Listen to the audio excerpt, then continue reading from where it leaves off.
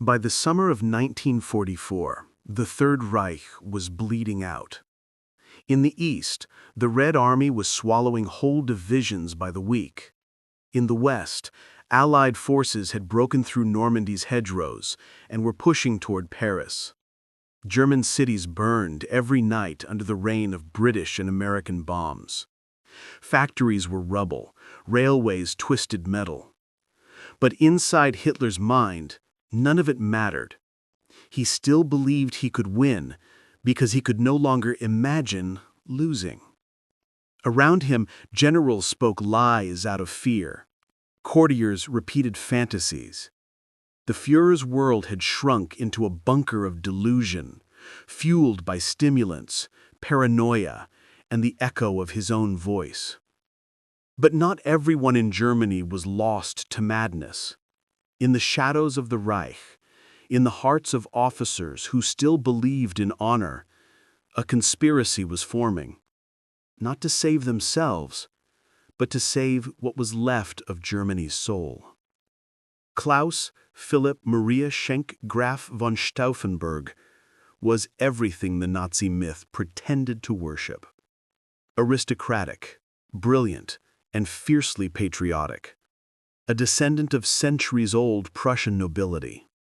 He quoted Goethe, played the cello, and wrote poetry. He loved his wife Nina and their children. And when Hitler rose to power, Stauffenberg, like many in the officer corps, believed he might restore German dignity after the humiliation of Versailles. But war is a ruthless teacher. In North Africa, Stauffenberg watched villages obliterated, prisoners shot, and his own comrades dehumanized by ideology. He saw Jews forced into pits, heard the reports of Einsatzgruppen massacres in the east.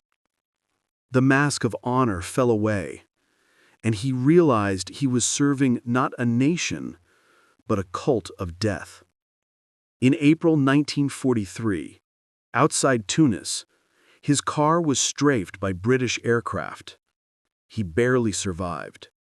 When he awoke in a field hospital, his right hand was gone, his left hand crippled, and his left eye blinded. He could no longer fight. So he decided to do something far more dangerous. If the Führer is evil, he told his comrades, then it is my duty, not my right, but my duty, to kill him. He joined the German resistance, a secret circle of military and civilian figures who had plotted since 1938 to overthrow Hitler. Men like Henning von Treschow, a devout soldier who once said, "Someone must have the courage to dare, even if it means being called a traitor." They weren't ideal revolutionaries. Many had once admired Hitler. They came from privilege, from a generation raised to obey. But as the war dragged on, conscience devoured obedience. The resistance had one problem. They couldn't find anyone close enough to Hitler to plant a bomb. Until Stauffenberg appeared, now chief of staff to the reserve army. He had what others lacked: access, courage, and the ability to walk into Hitler's conferences with a briefcase. Operation Valkyrie already existed, but not as a rebellion. It was a real, legal plan approved by Hitler himself, designed to secure control of the Reich if communications were disrupted or if civil unrest broke out. Stauffenberg realized that the same mechanism could be used against the dictator. If Hitler died, Valkyrie could be triggered under the pretext that SS officers had attempted a coup.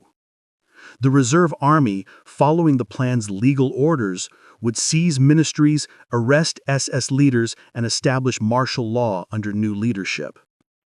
It was bureaucratic brilliance. Use Hitler's own system to destroy him. The coup's political head was General Ludwig Beck, a respected strategist who had resigned in protest years earlier. The civilian government in waiting included Karl Gordeler, the former mayor of Leipzig, and Julius Leber, a social democrat, men who had once been on opposite ends of Germany's politics, now united by desperation. All they needed was one spark, one explosion. Hitler's Wolfschanze, Wolf's Lair, was more fortress than headquarters. Hidden in the forests of East Prussia, surrounded by barbed wire and minefields, it housed concrete bunkers, steel doors, and a conference hut made of thick timber. Every visitor was searched. Every meeting was scheduled to the minute. On July 20th, 1944, Stauffenberg boarded a plane from Berlin, carrying 2 pounds of British plastic explosive and a specially designed pencil detonator, a thin, spring-loaded tube filled with acid that once crushed would corrode a wire and trigger the bomb after 10 minutes. He had only one functioning hand to arm it. When he arrived, Hitler's staff announced that the meeting would take place not in the usual bunker, but in the wooden hut, because the summer heat made the concrete room unbearable. That one change, that single mercy of weather, would rewrite the century. 12:42 p.m., the explosion that should have changed history. Inside the hut, Hitler stood over a map, surrounded by 24 officers. Sweat, paper, the smell of pine and tobacco. Stauffenberg placed his briefcase under the table, near the dictator's leg. He excused himself, saluted, and walked out.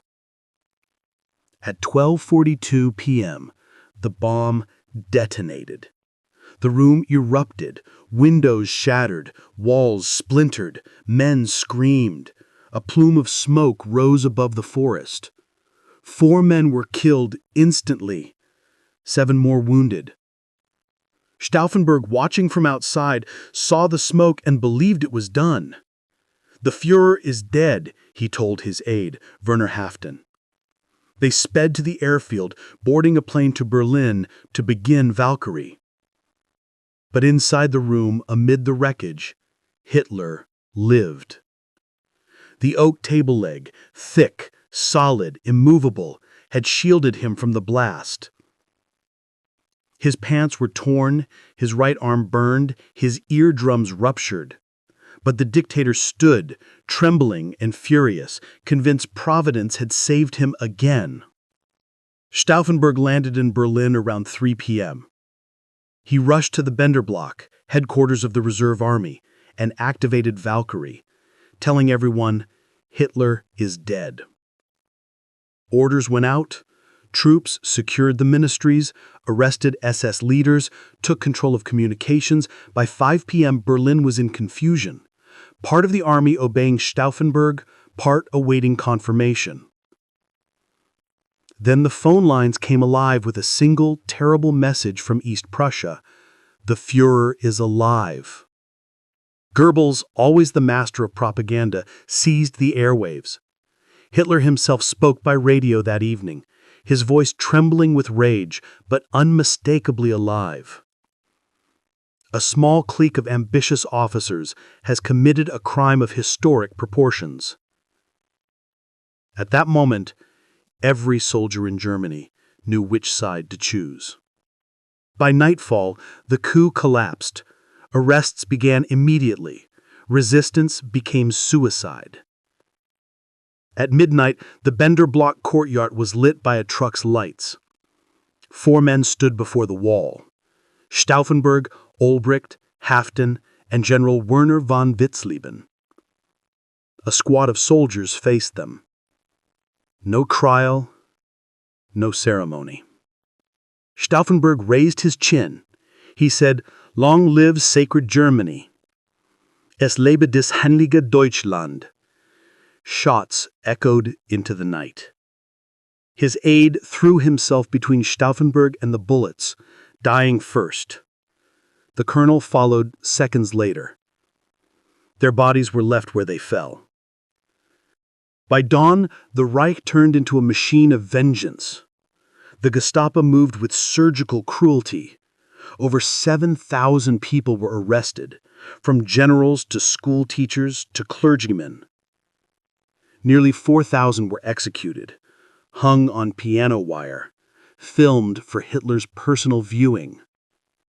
Even Stauffenberg's family was punished. His wife Nina was sent to a concentration camp. His children were renamed, erased. The regime's hatred devoured even the memory of decency. Operation Valkyrie failed, but not in spirit. For years, Germans would whisper about the day the officers tried. After the war, when the ruins of Berlin smoldered and the truth of the Holocaust emerged, Stauffenberg's name became a fragile symbol, proof that resistance, though too late, did exist.